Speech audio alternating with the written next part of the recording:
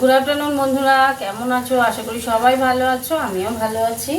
আজকে না আলু দিয়ে টমেটো দিয়ে এই যে কাটা পোনা মাছের সর্ষের গুঁড়ো দিয়ে এখানে সর্ষের গুঁড়ো পেস্ট করে ভিজিয়ে দিয়েছি। তো চলো রান্নায় যাই, মাছগুলো ভেজে রান্নাটা করবো, দেখতে থাকো। চলো রান্নায় ফিরে যাই। মাছ ভাজবো, কড়াই তেল দিয়ে দিচ্ছি, তেলটা গরম হোক। তেল গরম হয়ে গেছে, মাছগুলো দেবো।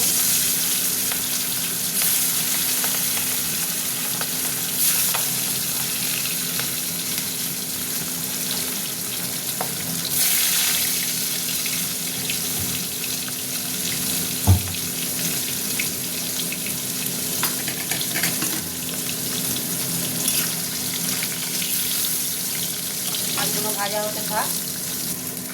আর এদিকে দেখো উচ্ছে বসিয়েছি, এদিকে এই যে উচ্ছে হচ্ছে ভাজা, উচ্ছে আলু ভাজা হচ্ছে। উচ্ছে হতে থাক, আমি মাছটা ভাজছি। মাছগুলো ভাজা হয়ে গেছে, তুলে নিচ্ছি।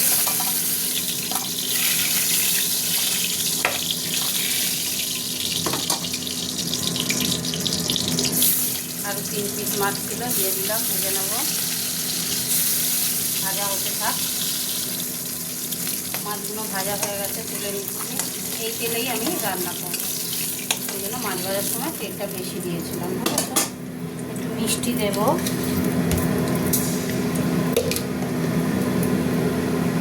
দিয়ে দেবো 2 শুকনো লঙ্কা, কাঁচা লঙ্কা দিয়ে দিলাম।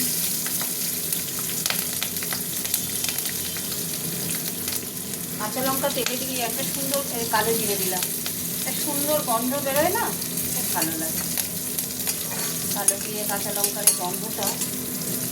এবার আমি আলুগুলো দিয়ে দিই।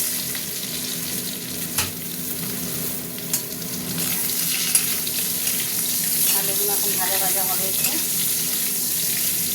হতে থাক। আলুগুলো অনেকটা ভাজা ভাজা হয়ে গেছে, এবার আমি দিয়ে দেবো এই যে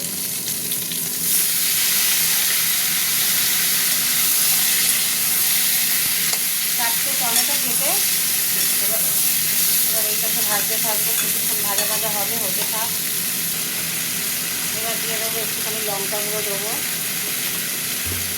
তারপরে দেবো একটু হলুদ গুঁড়ো। হলুদ গুঁড়ো দিয়ে দিলাম, আর দেবো স্বাদ মতো লবণ।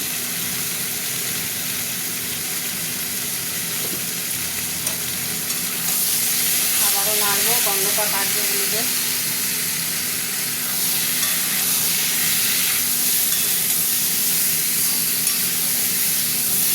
হতে থাক। সর্ষে থেকে গুঁড়ো সর্ষেটা করেছিলাম, সেটা দিয়ে দিলাম, জল দিয়ে দিলাম। এবার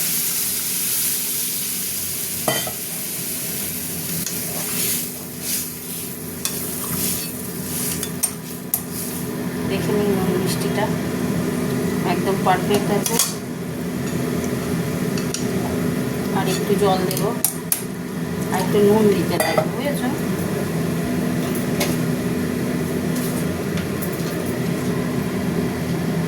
একটু নুন দিয়ে দেবো। এবার কাঁচা লঙ্কা আর মাছটা দিয়ে দেবো। এই যে কাঁচা লঙ্কা, মাছ, আলুগুলো দিয়ে দেবো। আমি রোজের যে রান্না করি সেইগুলোই তোমাদের সামনে তুলে ধরি, হতে থাক।